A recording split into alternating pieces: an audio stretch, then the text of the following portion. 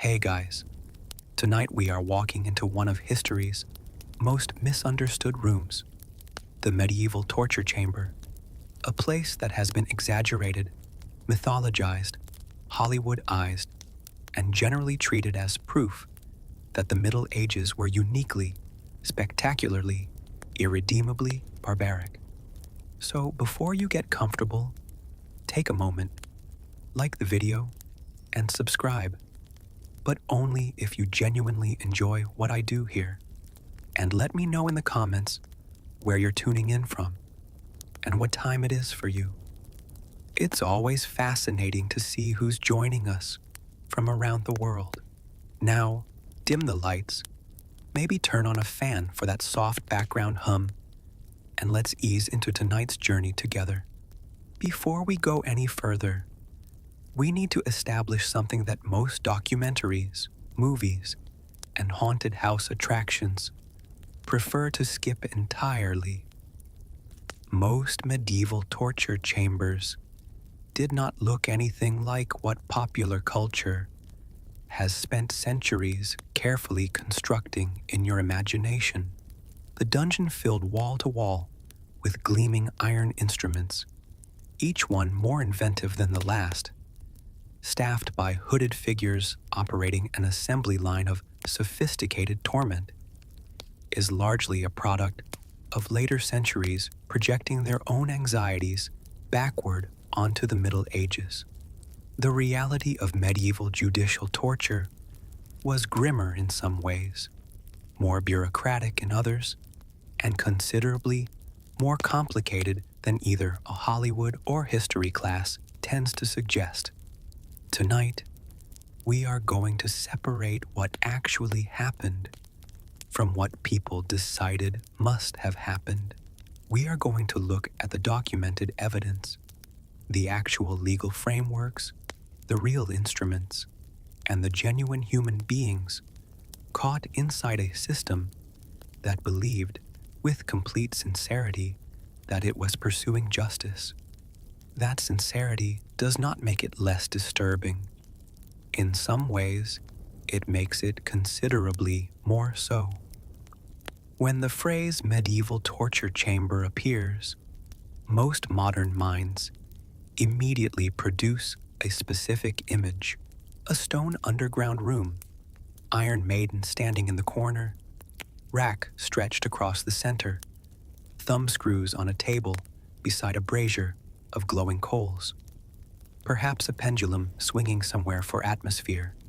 Every single element of that image deserves examination. The Iron Maiden, that famous spiked coffin-shaped cabinet supposedly used to impale victims slowly, has almost no credible medieval documentation. The most famous example, displayed in Nuremberg for centuries as a genuine medieval artifact, was almost certainly assembled from unrelated pieces of metal in the early modern period and presented as ancient for the benefit of paying tourists. Medieval tourists, it turns out, were not enormously different from modern ones in their appetite for a good story attached to an impressive object. The Iron Maiden appears in almost no contemporary medieval legal records, court documents, or first-hand accounts from people who actually witnessed judicial proceedings. For an instrument supposedly used regularly across centuries, its documentary absence is remarkable. When historians began examining the physical evidence seriously in the 19th and 20th centuries, they found the same pattern repeated across multiple famous torture instruments. Objects presented as authentically medieval frequently dated to later periods. Provenance was invented, exaggerated, or simply never questioned because the story was too satisfying to challenge. This does not mean medieval torture did not exist. It absolutely did. It means the popular image of it is substantially a later construction, built from genuine medieval elements combined with later inventions and theatrical embellishment. The actual history is different, and in its own way, more disturbing precisely because it was real. Medieval judicial torture was not random cruelty. It was a legal procedure. This is the sentence that most people find most difficult to absorb, because it requires accepting that a system capable of genuine brutality was also capable of elaborate procedural justification. Roman law, which influenced legal thinking across much of medieval Europe, recognized torture as a legitimate means of obtaining confession in serious criminal cases. The confession was considered the queen of proofs, the most reliable form of evidence, the thing that closed a case definitively and allowed judgment to proceed with certainty. The problem was obtaining it. Medieval courts did not have forensic science. They did not have fingerprints, DNA, security footage, or the accumulated investigative techniques of modern criminal justice. They had witnesses, circumstantial evidence, and the accused person's own words. If witnesses were unreliable, if evidence was ambiguous, if the crime was serious enough that a wrong verdict meant either executing an innocent person or releasing a guilty one, the court faced a genuine epistemological problem. How do you know what actually happened? The answer that Roman law provided, and that medieval European legal systems largely inherited, was that a confession from the accused person themselves resolved the uncertainty. A person who admitted their own guilt had provided the most direct possible evidence. The problem then became what to do when the accused refused to confess, or when they denied guilt despite strong circumstantial evidence pointing toward them. This is where judicial torture entered the legal framework, not as punishment, as a method of investigation. The distinction mattered enormously to medieval legal thinkers. Punishment happened after conviction. Torture happened during investigation, before verdict, as a means of obtaining evidence. The two were legally and conceptually separate. Whether that distinction provided meaningful protection to the person being tortured is a different question entirely, but understanding it is essential to understanding how medieval societies justified what they were doing to themselves and to others. Medieval judicial torture was not supposed to be arbitrary. It was governed by rules. This is another sentence that produces discomfort, because rules and torture seem like concepts that should not share a sentence. But the rules existed. They were taken seriously, and examining them reveals both the genuine attempt at regulation and the profound limitations of what regulation could actually achieve. Torture was generally supposed to require authorization. A judge could not simply decide to torture a suspect. In many legal systems, authorization was required from a higher authority. The process had to be initiated formally, recorded officially, and justified in writing. The accused was supposed to be given the opportunity to confess voluntarily before torture began. The instruments were supposed to be shown first.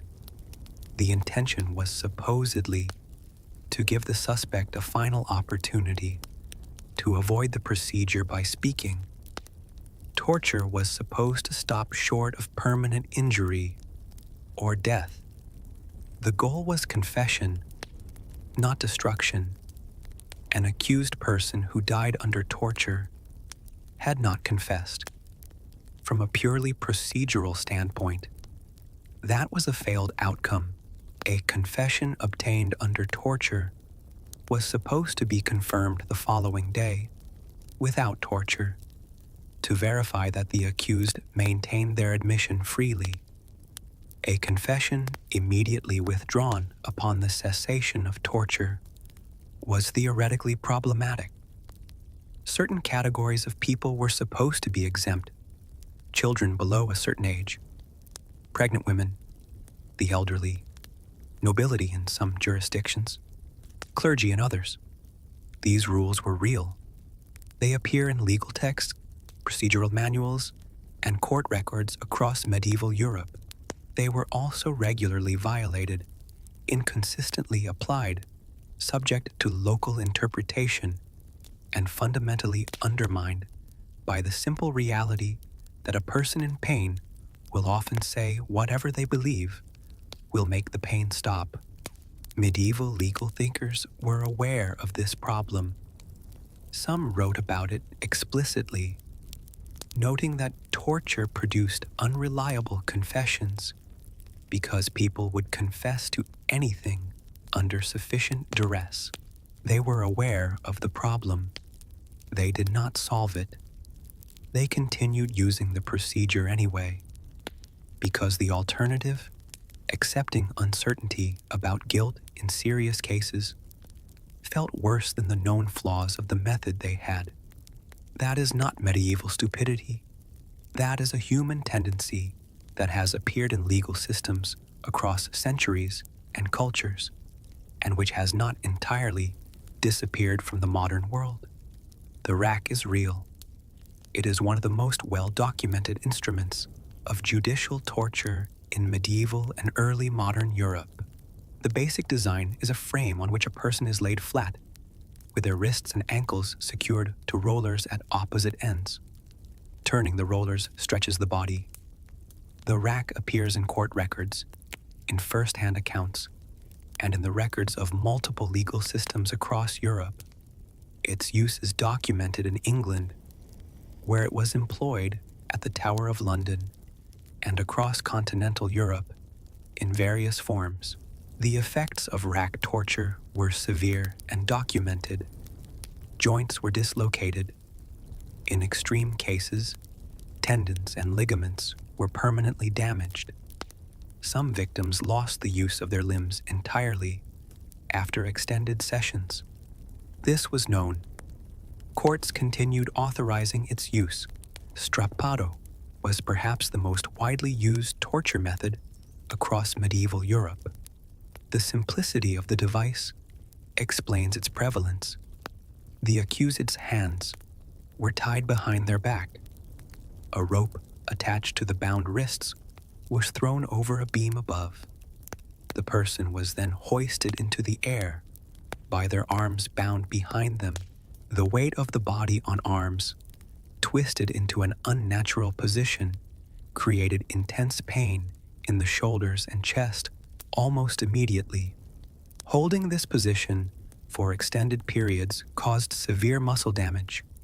In some applications, the person was dropped partway and stopped suddenly, creating a jerking impact that could dislocate both shoulders simultaneously. Strappado required almost no specialized equipment. A rope and a beam were sufficient. This made it accessible to courts that could not afford or maintain more complex apparatus, which explains why it appears across the widest geographic range in the historical record. Thumbscrews and similar compression devices were real and documented.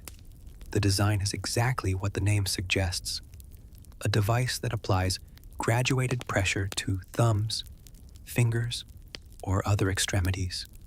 Simple, portable, and capable of producing intense, localized pain without the logistical requirements of larger instruments. Records show compression devices being used in Scottish, continental, and various other European legal proceedings.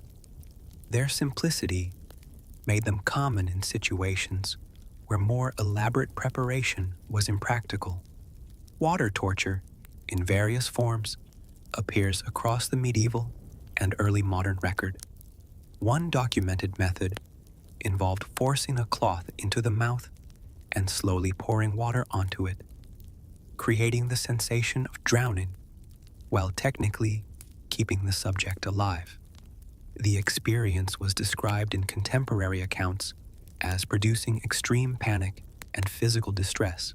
The boot, or brodequin, was a device that fitted around the leg and foot and was then compressed, or into which wedges were driven, crushing the flesh and bone of the lower leg. Scottish records in particular contain detailed documentation of its use. Some accounts describe the bones of the leg being essentially destroyed in extended applications. Heated instruments appear in records as well, burning with heated metal, with coals, or with other heated substances, features in documented accounts from multiple jurisdictions. What these instruments share is that they are all documented. They appear in court records, in confessions that reference the specific methods used, in the accounts of witnesses to proceedings, and in occasional first-hand testimony from survivors. They are disturbing precisely because they are real, not because they are the product of imaginative later centuries constructing a horror cabinet for theatrical effect. No discussion of medieval torture is complete without addressing the Inquisition, and no topic in medieval history has been more consistently mythologized, exaggerated, and selectively presented than this one. The Inquisition, in its various forms, across different periods and regions, has become cultural shorthand for unlimited ecclesiastical brutality. The reality was more complicated, more bureaucratic, and more varied than the shorthand suggests. The medieval Inquisition was established by the papacy in the 13th century primarily to address the spread of religious movements considered heretical, most notably the Cathar movement in southern France. Inquisitors were trained legal and theological specialists sent to investigate alleged heresy. The Inquisition did use torture. Pope Innocent IV authorized its use in 1252 in the papal bull Ad Extirpanda. This is documented. It is not in dispute. What is disputed, or more accurately, what is frequently omitted from popular accounts, is the extent to which inquisitorial procedure actually differed from secular judicial procedure of the same period. Secular courts across medieval Europe used torture as a matter of routine. Criminal courts, civic courts, royal courts. Judicial torture was not an invention of the Inquisition. It was an inheritance from Roman law that both secular and ecclesiastical courts employed. The Inquisition's procedures were in some respects more regulated than many secular equivalents. Inquisitors were required to follow detailed procedural manuals. Records were kept with considerable care. The same emphasis on formal documentation that makes the Inquisition so historically visible also reveals something that pure horror narratives tend to skip. Torture was not the primary or even predominant tool of inquisitorial investigation. Most inquisitorial cases relied primarily on testimony, witness accounts, and the accused person's own statements obtained through questioning without physical coercion.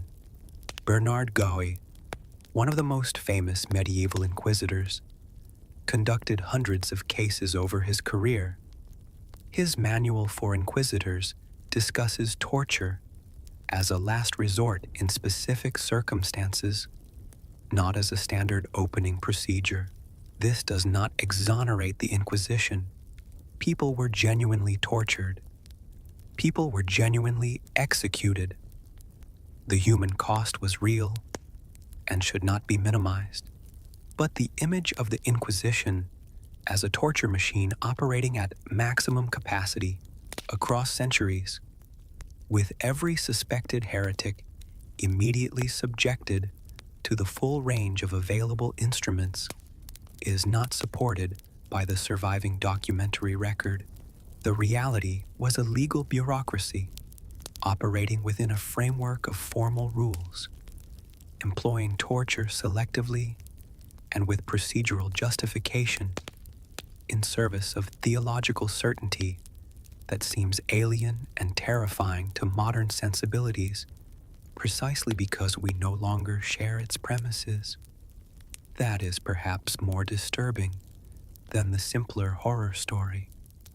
A horror story has a villain acting from malice. The Inquisition largely believed it was saving souls.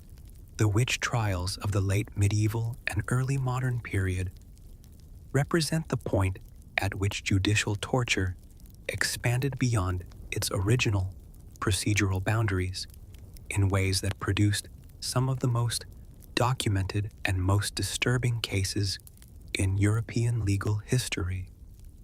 The prosecution of alleged witchcraft created a specific and terrible problem for the legal systems involved. Witchcraft, as defined by the theological and legal frameworks of the period, was a crime that, by its nature, left almost no physical evidence. No body, no weapon, no witness to an act. The evidence was almost entirely testimonial and circumstantial. Under standard evidentiary rules, this made conviction nearly impossible without confession. Under standard procedural rules, torture required prior evidence of guilt before it could be authorized. But the evidence of guilt was precisely what was missing. The solution developed in witchcraft prosecutions was to lower the evidentiary threshold required to authorize torture, which then produced confessions, which then served as the evidence that justified the torture. The circularity of this logic was visible to some legal observers at the time. It did not stop the proceedings. The Malleus Maleficarum, published in 1487 by Heinrich Kramer, provided a procedural guide to witch prosecution that explicitly addressed these evidentiary problems and provided justifications for aggressive use of torture in witchcraft cases specifically. The confessions produced under these circumstances had another feature that transformed local prosecutions into cascading disasters. Accused witches were routinely asked to name their accomplices. A person in enough pain to confess to anything will also name anyone. Once names were provided, those named individuals became suspects, were subjected to the same procedures, produced their own confessions, named further individuals, and so on. The documented cases show this pattern repeatedly. A single initial accusation, followed by torture-induced confession, followed by naming of associates, followed by further arrests, further torture, further confessions, further names, until entire communities were consumed by proceedings that had lost any meaningful connection to actual investigation. The witch trials reveal what happens when judicial torture escapes its procedural boundaries entirely, when the rules designed to limit it are suspended in the name of the severity of the alleged crime, when the circular logic of confession as evidence becomes self-sustaining. They are the most extreme documented example of a system destroying itself through the misapplication of its own tools. Behind every documented act of judicial torture was a human being whose job it was to perform the procedure.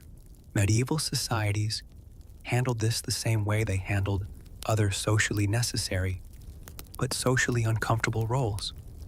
They delegated it to specific individuals, paid them for the service, and then maintained careful distance from them in ordinary life. The torturer, or more formally, The judicial examiner in some legal contexts was usually an appointed official of the court or the relevant authority. In larger cities, the position might be a formal municipal appointment with associated salary and legal protections. The executioner and the torturer were sometimes the same person, sometimes different individuals. Both occupied the same social position, essential to the functioning of the justice system, excluded from ordinary social participation because of the nature of their work. Some torturers were recorded as taking their procedural responsibilities seriously. Court records occasionally note torturers stopping procedures when they judged a subject incapable of continuing, or reporting to judges that a subject had reached a physical limit, whether this reflected genuine concern for the subject, professional judgment about the reliability of further testimony, or simple procedural compliance, is difficult to determine from documents that were not designed to record inner states. Other records suggest torturers who applied procedures with what the documents describe as excessive zeal, going beyond what courts had authorized. These cases sometimes generated formal complaints and investigations. The torturer was therefore not simply a monster, not simply a villain acting from personal cruelty, though cruelty certainly existed within the system. He was a professional, operating within a framework of authorization and procedure, doing work that his society had determined was necessary and had formally appointed him to perform. That is not a comfortable conclusion. It is not supposed to be. The most disturbing thing about systems of institutional violence is rarely that they are staffed by uniquely evil individuals. It is that they are staffed by ordinary people doing jobs. Having established what actually happened, we can address where it happened. The iconic underground dungeon, filled with specialized equipment, was not the standard setting for medieval judicial torture. It was one possible setting, and a relatively rare one outside major cities and powerful institutions. Most judicial torture in medieval Europe happened in ordinary rooms, courthouses, castle chambers, civic buildings, places that served multiple functions.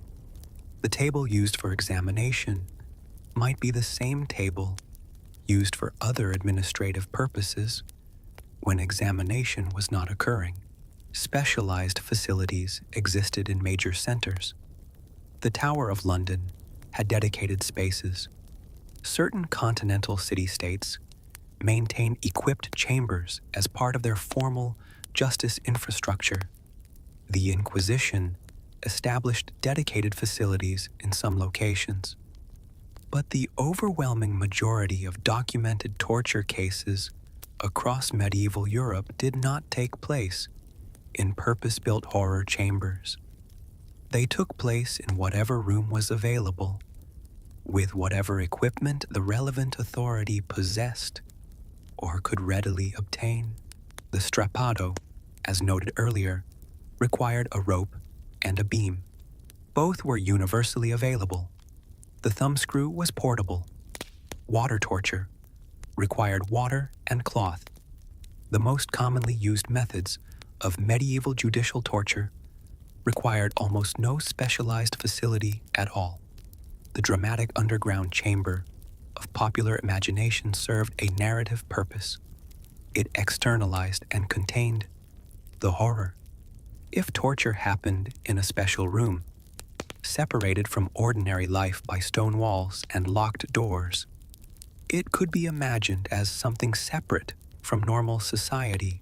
The reality that it happened in ordinary rooms, authorized by ordinary legal procedures, performed by officially appointed individuals, within frameworks of rules, that courts took seriously is considerably harder to contain within a comfortable narrative distance. It was not a feature of a hidden underworld. It was a feature of the legal system, and the legal system was not hidden. It operated in public, with public authorization, in service of publicly stated goals. Judicial torture did not end because medieval people suddenly developed a moral objection to it that their predecessors had lacked. It ended gradually and unevenly across different jurisdictions and centuries, primarily because of growing skepticism about its reliability as a method of obtaining truth. The problem had always been visible. Tortured people confess to things they did not do. They name people they have no actual knowledge of. The confession produced under duress is not reliably connected to actual guilt. Medieval legal thinkers had noted this problem. They had attempted to address it through procedural requirements, like the following day confirmation. These attempts were insufficient, as the witch trial evidence dramatically demonstrated. What changed in the early modern period was the accumulation of enough documented cases where torture had clearly produced false confessions with devastating consequences. Cases where people had been executed on the basis of confessions that later evidence demonstrated were impossible. Cases where the named accomplices were manifestly innocent. Legal reformers in the 17th and 18th centuries built on this accumulating evidence. Writers like Friedrich Spee, a Jesuit priest who had accompanied condemned witches to execution and become convinced of their innocence, documented the procedural failures he had witnessed directly. Cesare Beccaria's influential work on crime and punishment in the 18th century attacked judicial torture on both humanitarian and practical grounds. His argument that it was both cruel and unreliable reached audiences across Europe and influenced legal reform in multiple countries. By the late 18th century, judicial torture had been abolished in most major European jurisdictions. Prussia abolished it in 1754, France in 1788. The reform was largely complete in Western Europe before 1800.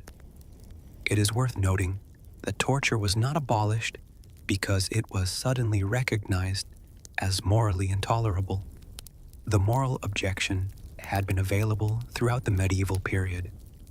It was abolished primarily because it was recognized as epistemically unreliable. It did not produce truth dependably enough to justify its continued use. The moral argument and the practical argument happened to point in the same direction. When they align, reform tends to move faster. We have spent tonight in a place most people prefer to visit only at the level of comfortable horror, the dungeon of popular imagination, where everything is dramatically lit and safely distant. The real history is less comfortable and more instructive. Medieval judicial torture was not the product of unique medieval barbarism. It was the product of a legal system grappling genuinely with the problem of proof, inheriting tools from Roman law, applying them within frameworks of rules that courts took seriously, and failing in ways that were sometimes catastrophic precisely because the system believed in its own legitimacy. The people who authorized it were not monsters separated from ordinary humanity by their cruelty.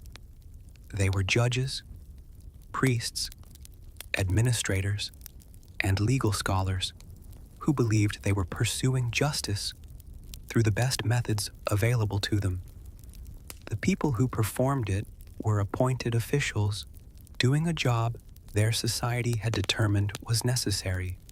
The people who suffered it were real human beings in real pain, inside a system that had decided their discomfort was a legitimate price for the certainty their confession would provide.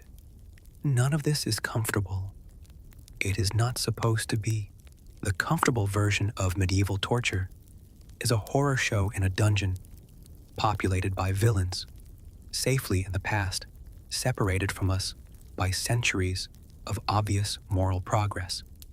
The actual version is a legal system operated by human beings, pursuing legitimacy through methods it had inherited, failing in ways that accumulated documentary evidence eventually made undeniable.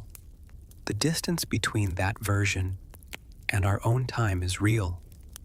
We should be grateful for it, but the mechanisms that produced it, the willingness to accept unreliable evidence in pursuit of certainty, the tendency to suspend procedural protections when the alleged crime seems serious enough, the delegation of necessary violence to appointed individuals, and then the maintenance of careful social distance from them. These are not exclusively medieval mechanisms. They are human ones. And the best thing that 7 centuries of accumulated evidence about judicial torture has taught us is not that medieval people were uniquely capable of cruelty. It is that systems designed with good intentions and procedural frameworks can still produce outcomes that later generations will look back on with justified horror. That lesson does not belong to the Middle Ages. It belongs to anyone willing to sit with it long enough to feel its full weight, which, after tonight's journey, hopefully includes all of us.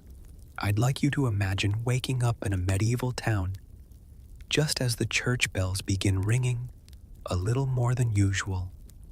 That extra ringing usually means something important is about to happen.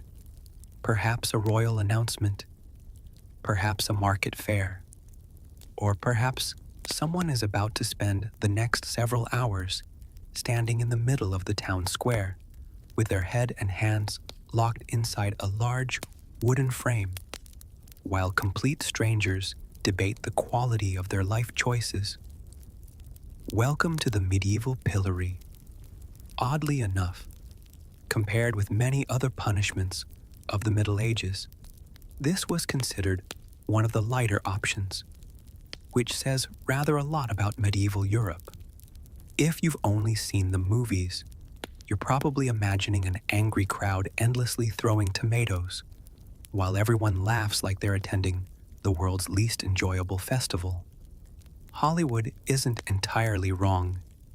It's simply a little dramatic. The real story is both stranger and, in many ways, far more ordinary. The pillory was never really designed to cause unbearable physical pain. Its true purpose was something medieval society considered almost as powerful as pain itself: public humiliation. To understand why humiliation mattered so much, we first have to step into an ordinary medieval market town.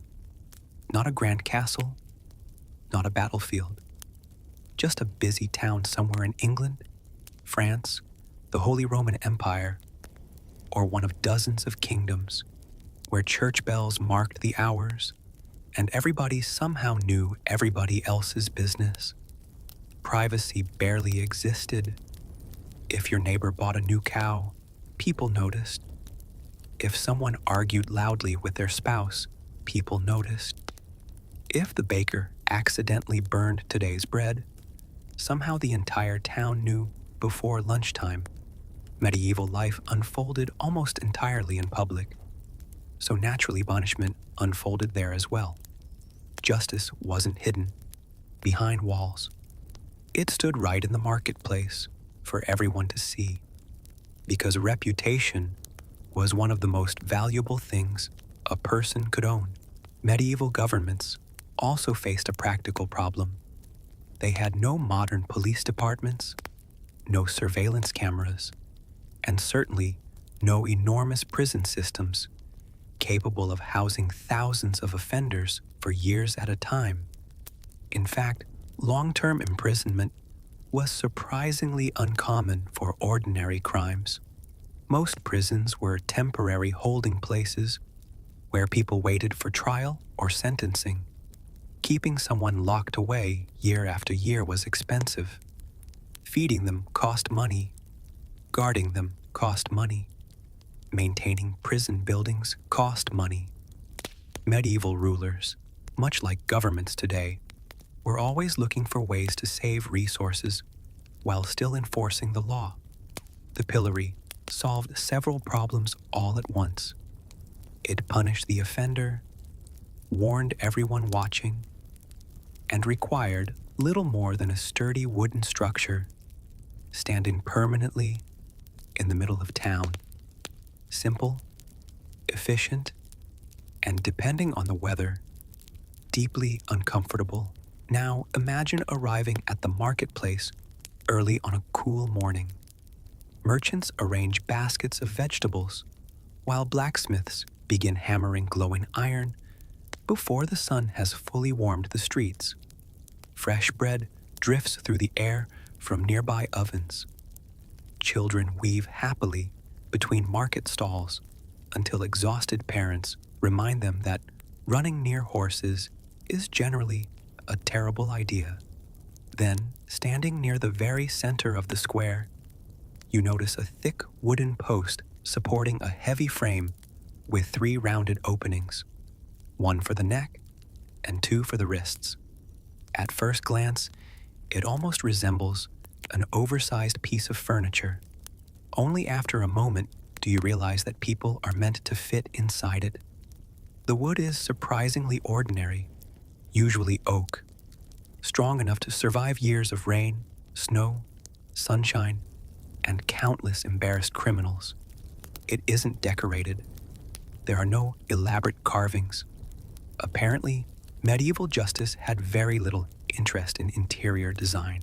Soon, our unfortunate prisoner arrives under guard. What terrible crime has brought them here today? Surprisingly, it may not be anything especially dramatic. Perhaps they watered down their ale before selling it. Medieval authorities took food and drink fraud very seriously because cheating customers could genuinely threaten public health. Or perhaps they lied during a business deal, forged documents, used dishonest market weights, passed counterfeit coins, committed minor theft, or committed perjury. Every town kept its own list of offenses suitable for public humiliation, and there's something interesting about many of them. Most were not violent crimes. Instead, they were crimes that damaged trust. Medieval towns depended upon trust for trade to function smoothly. Once trust disappeared, buying and selling became much more difficult. The pillory was designed not merely to punish dishonest behavior, but to remind everyone else that honesty kept the community together. The guards lead the prisoner toward the heavy wooden frame, while the crowd watches quietly, not shouting, not laughing, not yet, mostly watching. Human curiosity has always been one of our favorite hobbies. An official, sometimes the executioner himself, sometimes another appointed officer, lifts the heavy upper board. The hinges creak loudly. After years of faithful service, the prisoner bends slightly forward, places their head through the opening, slides both hands into position, and waits. The upper board closes with a dull thud. Then comes the heavy iron lock. Click. That's all. No dramatic chains, no complicated restraints. Gravity does the rest. Standing becomes unavoidable. Movement becomes awkward. Comfort becomes impossible. The punishment has officially begun. Unlike an execution, which usually lasted only moments, time now becomes the true punishment. The prisoner may remain here for hours, sometimes an entire afternoon, occasionally several consecutive days. Imagine standing beneath the summer sun, unable to scratch your nose, unable to sit down, unable even to shift your weight comfortably. After half an hour, your shoulders begin aching. After an hour, your neck grows stiff. Several hours later, almost every muscle quietly protests. It sounds surprisingly simple until you actually imagine doing it yourself. The greatest burden is not violence but endless discomfort, combined with absolute helplessness. Meanwhile, the marketplace continues functioning around you as though nothing unusual has happened. Customers continue bargaining over cheese. Bakers continue selling warm loaves. Dogs wander, hopefully beneath butcher stalls, searching for scraps that may never arrive. Children keep playing games between the market stalls. You, however, have become part of the scenery. Only this particular piece of scenery occasionally receives unwanted comments. Some people simply stare. Others shake their heads. A few laugh quietly. An elderly woman mutters that young people have no morals anymore. A sentence she probably said 20 years earlier and would almost certainly repeat 20 years later.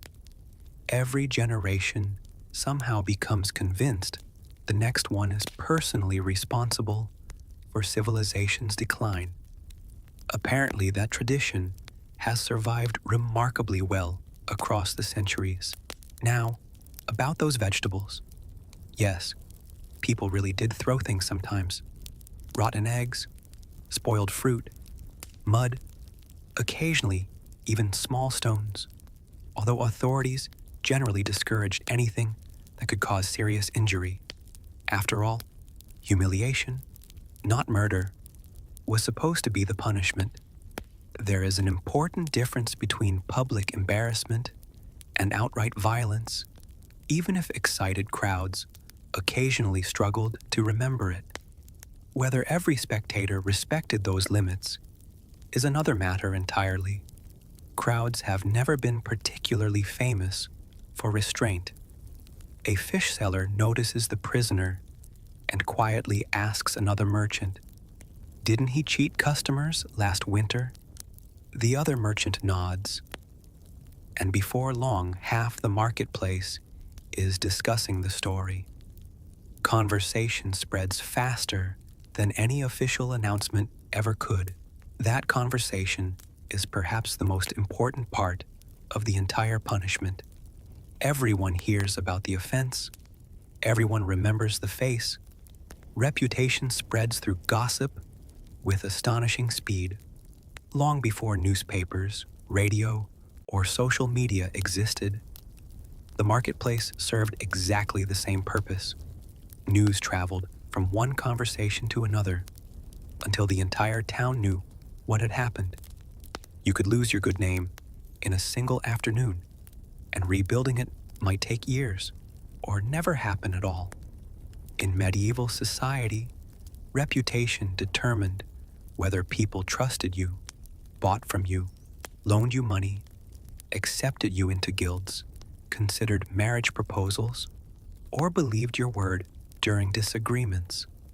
Destroy someone's reputation, and you could permanently alter the course of their life without ever drawing a sword. That, more than physical discomfort, was the true power of the medieval pillory. Of course, not every crowd behaved with cruelty. History is rarely as simple as films would like us to believe. Sometimes spectators quietly sympathized with the person standing in the pillory. They might believe the sentence was too harsh, think the magistrates had acted unfairly, or simply know the prisoner personally. Someone might discreetly offer a cup of water during a hot afternoon. Another person might gently brush away flies when the guards weren't paying close attention. These small acts of kindness rarely make their way into dramatic retellings of medieval history, but they certainly happened. Human beings have always been capable of remarkable compassion, just as they have always been capable of remarkable cruelty. Quite often, both qualities existed in the very same marketplace on the very same day. Now, let's wander a few streets away, because standing beside the pillory was its slightly less famous cousin, the stocks. At first glance, the two punishments looked remarkably similar. Heavy wooden boards, iron hinges, thick locks. The important difference was where the prisoner was secured. Instead of trapping the neck and wrists, the stocks usually locked around the ankles, although some designs also restrained the hands. There was no universal medieval blueprint. Every kingdom, every town, and sometimes every carpenter seemed perfectly happy to build their own version. History, as usual, refuses to settle on one simple design. Life inside the stocks presented a completely different challenge. Unlike the pillory, where the prisoner remained standing, the stocks generally forced a seated position. At first, that sounds almost comfortable. It isn't. After only a few minutes, your lower back begins complaining. Your legs slowly become numb. Blood circulation decreases. Standing is impossible. Walking is completely out of the question. You simply remain there while the entire world carries on around you. Children, unsurprisingly, become especially fascinated. Throughout history, they have possessed limitless curiosity and, on occasion, rather questionable manners. Some ask innocent questions. Others imitate the prisoner. Parents sometimes apologize. Sometimes they don't. Medieval parenting, much like modern parenting, covered a remarkably wide spectrum. The crimes punished by the stocks were often relatively minor: drunkenness, disorderly behavior, public arguments, petty disturbances that disrupted everyday life, but hardly deserved an epic poem. One surviving village record even describes people being punished because their animals wandered into neighboring gardens. Imagine trying to explain that centuries later. What happened? Someone asks. Well, my goat escaped. And then, the entire village watched me sit in wooden stocks for 6 hours. Hardly the stuff of heroic legend, yet incredibly effective because everyone remembered. Public embarrassment often lingered far longer than sore muscles ever could. Imagine one particularly unfortunate blacksmith who spent the morning locked in the stocks after starting a drunken fight outside the village tavern. By sunset, every customer in town knows the story. By next week, nearby villages have heard about it as well. By next month, the tale has grown considerably. According to rumor, he probably challenged 6 men at once, while somehow riding a pig through the marketplace. Human storytelling has always possessed an extraordinary talent for improving reality. Every retelling adds another colorful detail until the original event becomes almost impossible to recognize. Interestingly, local officials sometimes adjusted these punishments according to the season. Standing in a pillory beneath the blazing summer sun could become exhausting. Sitting in the stocks during winter rain could become genuinely dangerous. Nobody wanted prisoners freezing to death during a punishment that wasn't supposed to be fatal. At least, most officials didn't. Some magistrates displayed considerably more mercy than others. Much depended upon local customs, the seriousness of the offense, and the personality of whoever happened to be administering justice that particular day. Medieval law was rarely as consistent as modern legal systems attempt to be. What makes both the pillory and the stocks so fascinating isn't simply the wooden design or the uncomfortable positions they forced people into. It's what they reveal about the way medieval society understood justice itself. Punishment wasn't hidden behind prison walls, where only officials could witness it. Instead, it occupied the busiest part of everyday life, right beside vegetable sellers, across from the baker, just outside the church, between conversations about bread prices and tomorrow's weather, stood a criminal quietly serving a sentence. Justice became part of the ordinary rhythm of the marketplace, rather than something separated from it. Modern societies generally prefer to place punishment behind walls, inside prisons, far away from everyday routines. Medieval Europe often did almost exactly the opposite. Punishment became another familiar feature of ordinary life. You might leave home, intending to buy cheese, collect firewood, and attend church, only to discover someone standing in the pillory beside the market well. To medieval townspeople, this wasn't necessarily shocking. It was simply another Tuesday, strange by modern standards, certainly, but perfectly ordinary within their own world. As afternoon slowly drifts toward evening, the official responsible for the punishment finally approaches carrying a heavy iron key. By now, the crowd has become much smaller. Most spectators have already returned to work because markets eventually close. Bread still needs baking, horses still need shoeing, and everyday responsibilities refuse to disappear simply because justice happened to visit the town square. Life has moved on, even if the prisoner has not. The lock opens with another loud metallic click. The heavy wooden frame slowly rises.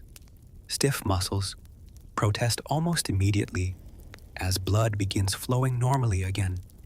The prisoner rubs aching wrists, stretches a sore neck, or cautiously stands after hours trapped in the stocks. The official punishment has ended, yet in many ways, the real sentence is only beginning. Tomorrow morning, that same person must return to the marketplace, meet the same neighbors, speak with the same merchants, and face the same conversations. Everyone will remember exactly where they spent today, and perhaps that was always the true purpose of the pillory and the stocks. They were never simply about locking someone inside heavy wood for a few uncomfortable hours. They were about memory, about reputation, about reminding an entire community that trust, honesty, and public behavior mattered deeply in medieval society. The bruises faded, the stiff muscles recovered, but embarrassment could linger for months, sometimes years, shaping friendships, business opportunities, marriages, and social standing, long after the wooden frame had been unlocked. In medieval Europe, shame often lasted far longer than the punishment itself. And as we leave the busy marketplace behind, our journey through medieval justice now turns toward its much darker side, where humiliation gives way to interrogation, and where the law believed that pain itself could uncover the truth. Let's quietly leave the noisy marketplace behind. Leave the rotten vegetables, the gossip drifting between market stalls, the wooden pillory standing in the town square, and the children pointing curiously from across the street. Those punishments were designed to be seen by everyone. Their power came from public embarrassment as much as anything else. But not every corner of medieval justice unfolded beneath the open sky. Some of its most important moments happened behind thick stone walls, inside courthouses, castle chambers, and prison buildings, where only a handful of officials were ever allowed to enter. The atmosphere changed almost immediately. Outside, justice was something the town watched together. Inside, it became quiet, formal, and carefully controlled. The crowd disappeared. Procedure took its place. Medieval courts worked very differently from the legal systems most of us know today. There were no fingerprint databases waiting to identify suspects, no DNA laboratories quietly solving mysteries, and certainly no security cameras recording every unfortunate decision someone happened to make. Instead, judges relied on witnesses, written records, local reputation, and in certain places and periods, confessions. A confession carried enormous weight. If someone admitted guilt, many courts considered the matter essentially settled. The obvious problem, of course, was persuading someone to confess in the first place. That challenge led to one of the strangest chapters in European legal history, a procedure known by its French name, peine forte et dure. Most people simply remember it as pressing. Oddly enough, pressing was not originally intended as a punishment for committing a crime. Instead, it existed because of something surprisingly technical. Imagine standing before a medieval judge who asks a simple question, guilty or not guilty?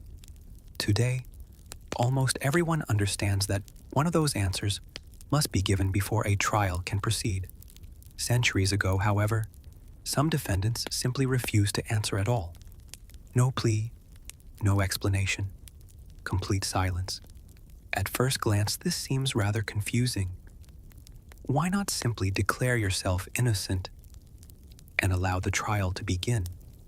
Medieval law, however, sometimes created unexpected incentives for remaining silent. In parts of England, a defendant who never entered a formal plea could sometimes prevent the normal legal process from moving forward. Without that plea, the trial stalled. Some people believed this protected their family's property from automatic confiscation if they were eventually convicted. Others hoped the authorities might simply abandon the case altogether. A few refused to recognize the court's authority for personal or political reasons. Whatever the motivation, silence created a serious legal problem. Judges disliked unanswered questions almost as much as governments dislike unfinished paperwork. Some traditions truly survive every century. Faced with defendants who refuse to speak, officials searched for a way to encourage a simple answer. Their solution reflected a very different understanding of justice than the one most societies hold today. The accused was placed upon the floor, while officials repeatedly asked exactly the same question. Will you enter a plea? If the answer remained silence, more weight was gradually added, not suddenly, not dramatically, slowly, methodically. The idea, at least in theory, was not originally to punish the crime itself, but to persuade the prisoner to say one of two very small words, guilty or not guilty. It seems almost unbelievable today that an elaborate legal procedure could revolve entirely around two simple answers. Yet medieval law occasionally found itself trapped by exactly that situation. Many defendants eventually spoke. Most did. The process achieved its immediate purpose, often enough that it remained part of English legal tradition for centuries. Yet a handful of individuals remained astonishingly determined to stay silent despite everything. History has remembered those rare cases precisely because they were unusual. One of the best-known examples is Giles Corey during the Salem witch trials in colonial America, many centuries after the medieval period itself. His story is frequently associated with pressing, even though it belongs to a much later chapter of history. It reminds us that legal traditions often survive far longer than we might expect, crossing centuries and even continents before finally disappearing back in medieval Europe. However, pressing was never an everyday occurrence. Even in its own time, it was regarded as an extraordinary legal measure rather than an ordinary step in every criminal trial. Most defendants entered a plea immediately. Most legal disputes involve fines, disagreements over land, debts, inheritance, or relatively ordinary offenses that never attracted the attention of future historians. The unusual cases are the ones that survive inside books because unusual stories naturally outlive ordinary ones. Countless routine court sessions have vanished from memory. Extraordinary moments have not. History has always been rather selective about what it chooses to remember. Gradually, legal thinking began to change. Judges, scholars, and lawmakers increasingly recognized that forcing participation through such methods created more problems than it solved. By the 18th century, many European legal reforms were already moving in very different directions. Ideas about justice evolved slowly, unevenly, and sometimes reluctantly, but they evolved nonetheless. Governments began searching for systems that depended less upon compelled confessions and more upon evidence gathered independently of the accused. It was not a sudden revolution. Rather, it resembled a long conversation stretching across generations, with one reform leading quietly to another. Now our journey leaves England behind. The road carries us through forests where monasteries stand quietly among the trees, across rivers crossed by heavy stone bridges, and into the towns and cities of continental Europe. We pass through parts of Italy, Germany, Spain, and the sprawling lands of the Holy Roman Empire. Here we encounter another legal practice, whose name sounds dramatic even before we understand its history: the Strappado. Like so many aspects of medieval justice, its reputation is famous, but its reality is considerably more complicated than popular imagination often suggests. And unlike the pillory, almost none of it unfolded before a cheering crowd. Instead, it belonged to the quiet world, hidden behind courthouse doors, where judges continued searching for answers they believed only a confession could provide. Unlike the pillory, which stood openly in the marketplace for almost anyone to see, the Strappado usually remained hidden from public view. It belonged not to public punishment, but to the world of investigations. In many regions, it was used during interrogations, rather than after a conviction had already been reached. Once again, this reflected the legal thinking of the medieval world. Many courts sincerely believed that obtaining a confession was the surest path to discovering the truth. Modern legal systems generally reject that assumption because experience has shown that people under extreme pressure may admit to things they never actually did. That understanding developed slowly over many centuries. Medieval judges, working with the knowledge available to them, had not yet reached the same conclusion. If you were allowed inside one of these interrogation chambers, you might be surprised by how ordinary it looked. There were no dramatic decorations or sinister theatrical settings waiting behind the doors. Instead, you would find thick stone walls, heavy wooden beams, a sturdy table, a few chairs, candles providing uncertain light, and writing materials carefully arranged for the court clerk. The room itself was almost disappointingly plain. The frightening part did not come from the furniture or the architecture. It came from what the room represented.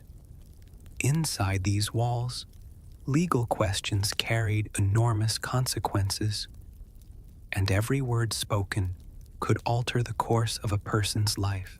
Officials approached these proceedings with remarkable formality.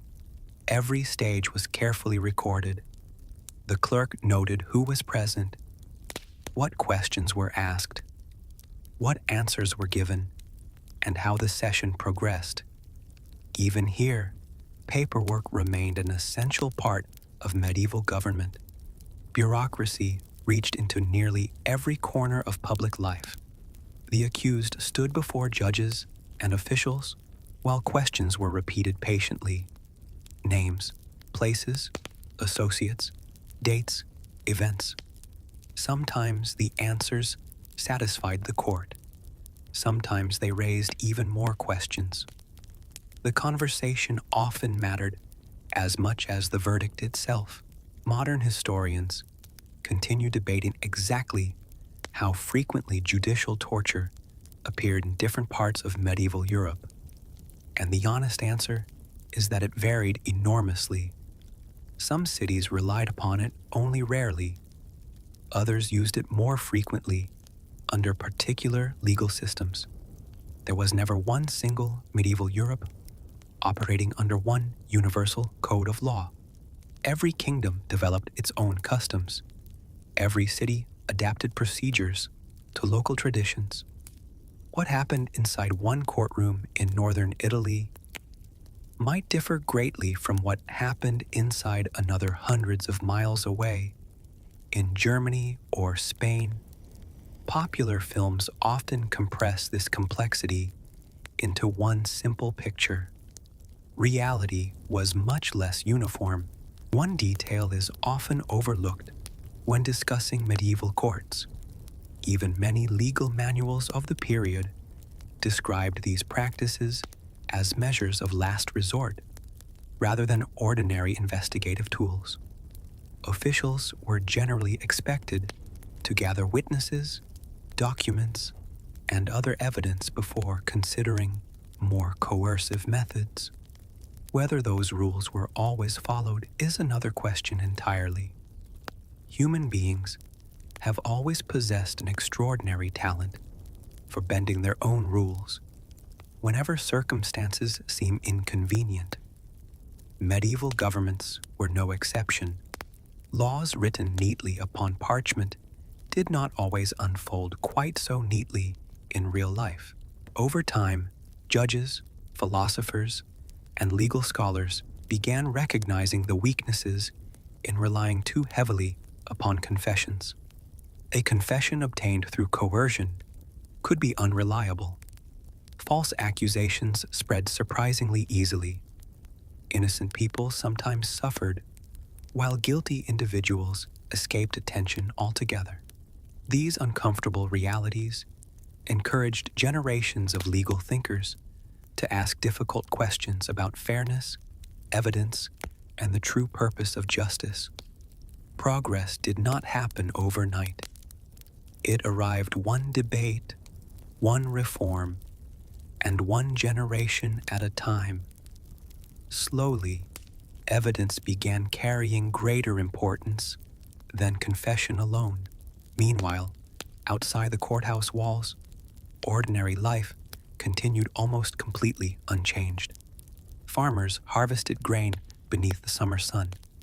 Millers ground flour beside fast-moving rivers. Merchants counted coins behind wooden market stalls. Children chased geese through muddy streets despite repeated instructions not to. Most people would never step inside one of these interrogation chambers, and they hoped with all their hearts that they never would. Yet stories about famous trials still traveled from village to village. Whether every detail remained accurate hardly mattered. Fear has always spread faster than facts, and governments understood the power those stories carried.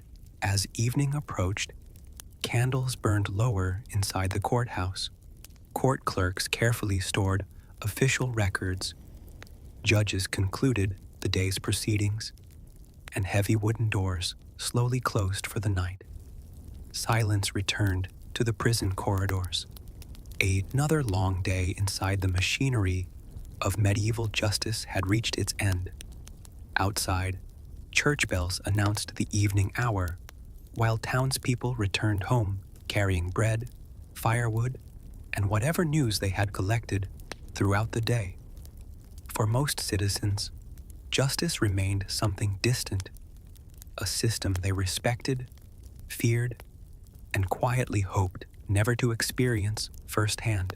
Looking back from the 21st century, it can be tempting to imagine medieval judges as uniquely cruel people. History, however, is rarely that simple. Most sincerely believed they were enforcing the law as it was understood in their own time. Many honestly thought they were protecting their communities and preserving order. That does not mean every method they used was fair or just by modern standards. It simply reminds us that every generation tends to believe its own legal system is the sensible one. Future historians may well study some of our own institutions with the same mixture of curiosity and disbelief that we bring to the medieval courtroom today. History has a quiet habit of humbling every age. Eventually, if the pillory represented public embarrassment and pressing represented a courtroom refusing to accept silence, then the breaking wheel became something else entirely. It became a symbol, not because every medieval town owned one, and certainly not because every criminal faced it, but because for centuries it came to represent the absolute edge of what many European courts considered the harshest expression of justice. Strangely enough, the wheel itself looked remarkably ordinary. At first glance, it was nothing more than a large wooden wagon wheel, the same sort you might find attached to a farmer's cart, rumbling along a muddy country road. There was nothing about its appearance that suggested it would become one of the most recognizable images in medieval history. Yet that was often the way with medieval justice. Ordinary objects frequently carried extraordinary meanings, unlike the pillory, which usually stood permanently in the marketplace for everyone to see. The breaking wheel appeared only in the most serious cases. Many people spent their entire lives without ever seeing one used. Instead, they heard stories. And as we have already discovered, stories possess a remarkable habit of growing larger every time they are told. A traveler might describe witnessing such a punishment while passing through another kingdom. Months later, a merchant might repeat that same story inside a crowded tavern. By the time it reached the next village, every detail had become slightly grander than before. Human imagination has always been one of history's most enthusiastic traveling companions. The crimes associated with the breaking wheel were generally considered exceptionally serious by medieval authorities. Highway robbery, repeated acts of violent crime, or offenses viewed as direct threats to public order often appeared among the cases where such punishments might be considered. Medieval rulers hoped that certain penalties would send an unmistakable message to everyone watching. The purpose was not simply to remind people that laws existed, but to convince them those laws carried consequences impossible to ignore. Whether fear alone truly prevented crime remains an open question. Modern historians continue debating exactly how effective these public punishments really were. Fear can certainly influence behavior, but it has rarely solved every problem. Even in the Middle Ages, people continued stealing, arguing, cheating, and making astonishingly poor decisions. Human nature proved remarkably stubborn. The officials responsible for carrying out these sentences were often the very same executioners we spent time following earlier in our journey. By now, you have probably noticed something rather interesting about their profession. Executioners did not simply appear whenever a death sentence had been announced.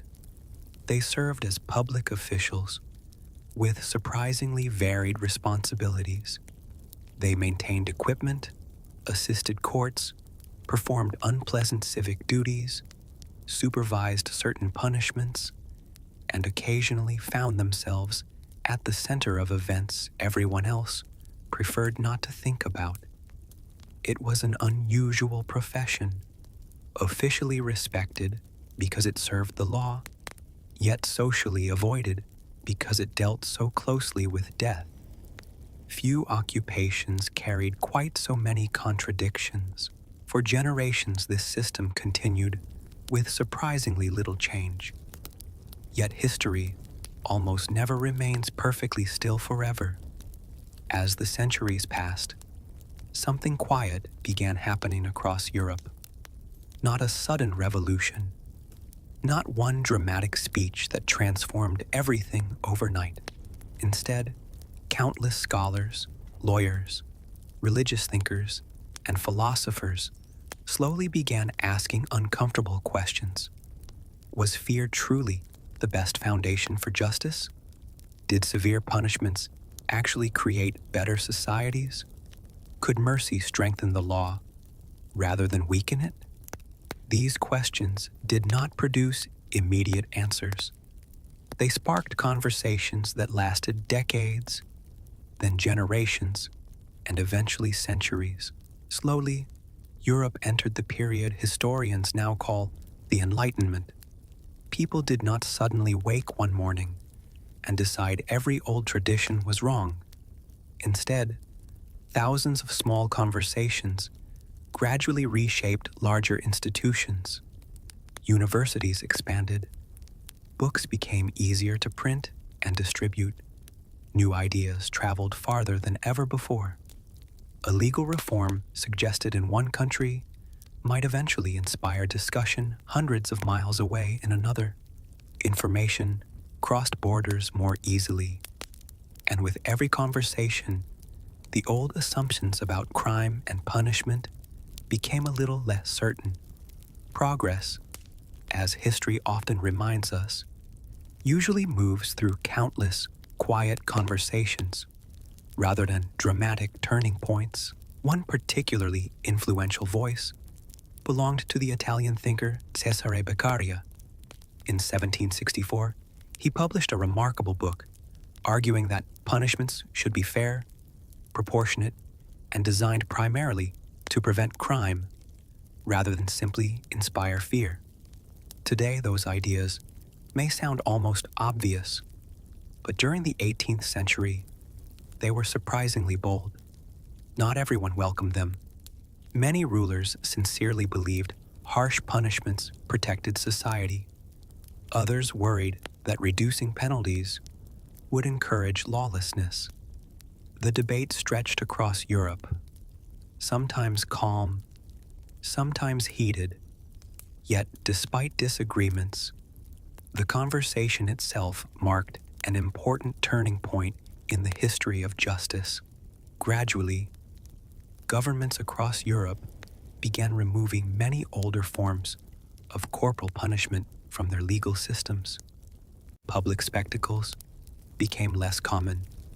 Where executions continued, they increasingly took place away from crowded market squares and behind prison walls.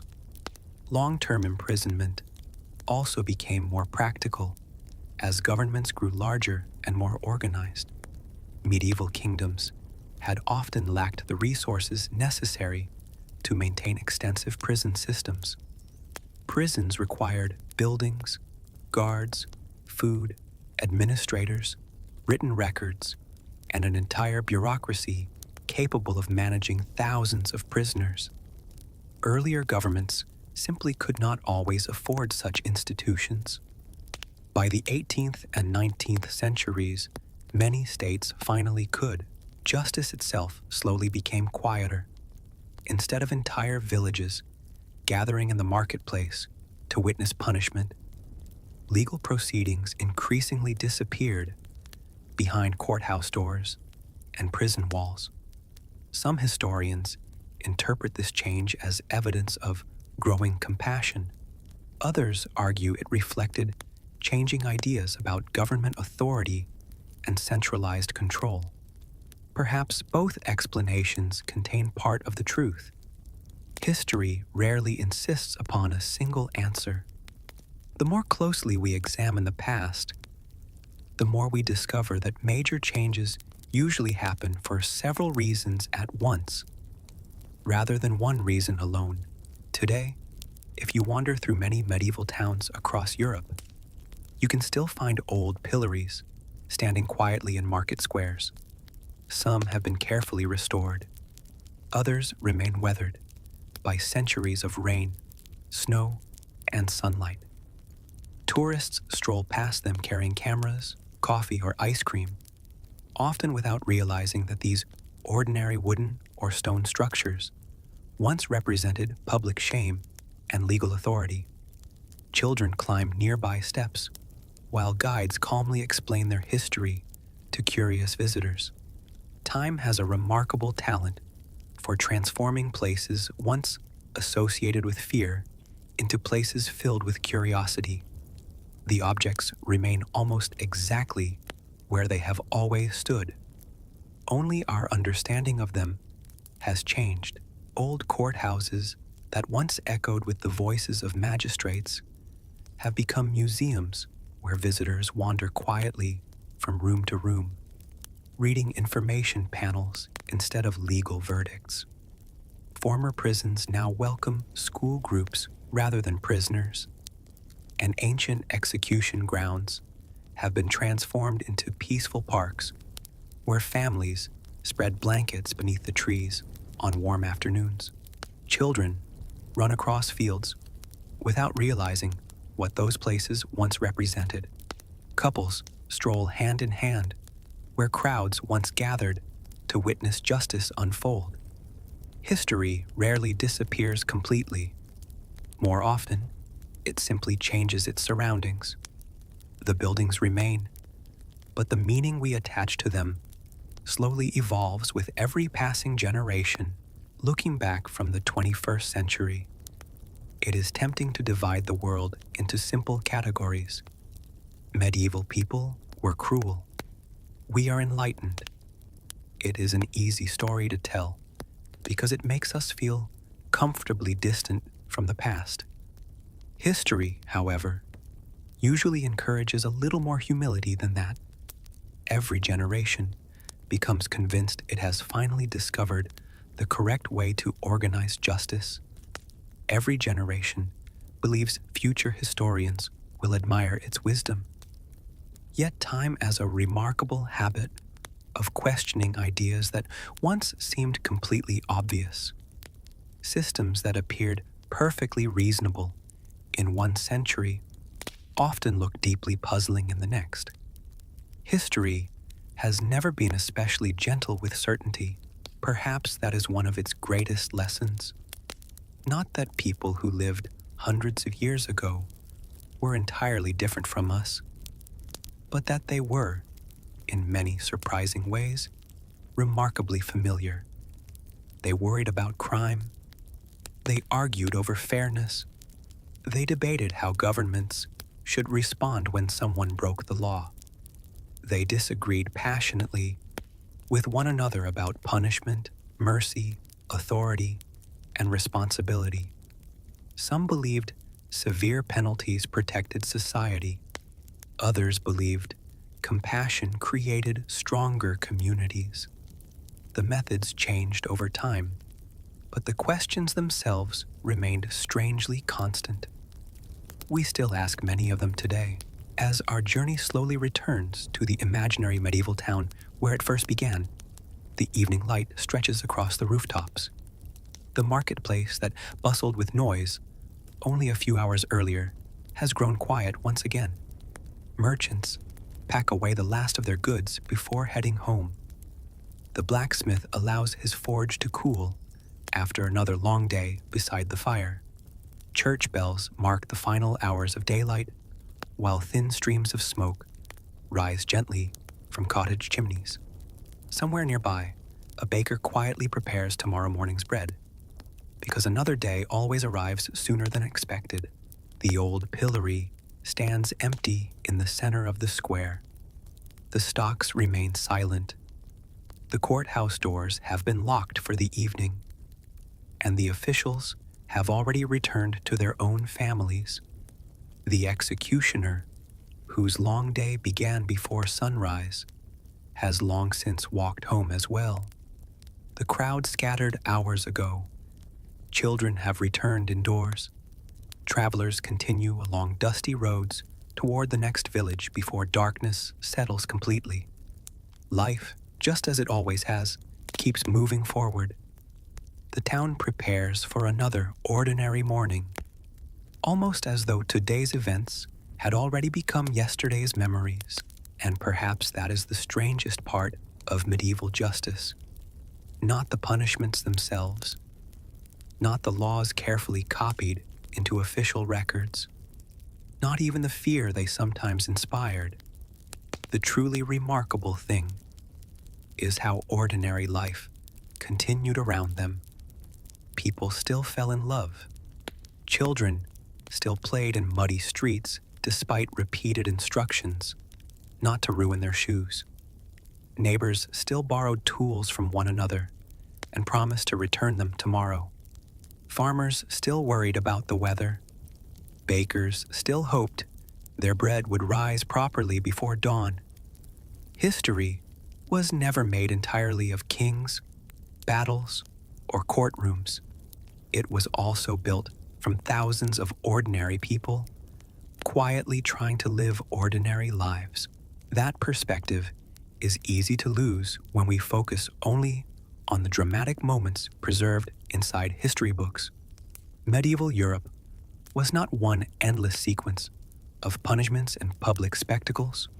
Most people spent their days planting crops, repairing fences, selling cloth, raising children, paying taxes, attending church, arguing over prices in the marketplace, and worrying about tomorrow's harvest. The punishments we remember today stood out precisely because they interrupted ordinary life. They became memorable because the rest of life was, in many ways, wonderfully familiar. As historians, or simply as curious travelers, looking back through time, our goal is not to celebrate these old systems of justice, nor to judge them too quickly without understanding the world that created them. Instead, the goal is something quieter. We try to understand why people believed these laws made sense, how governments attempted to maintain order with the knowledge and resources they possessed, and how ideas gradually changed over hundreds of years.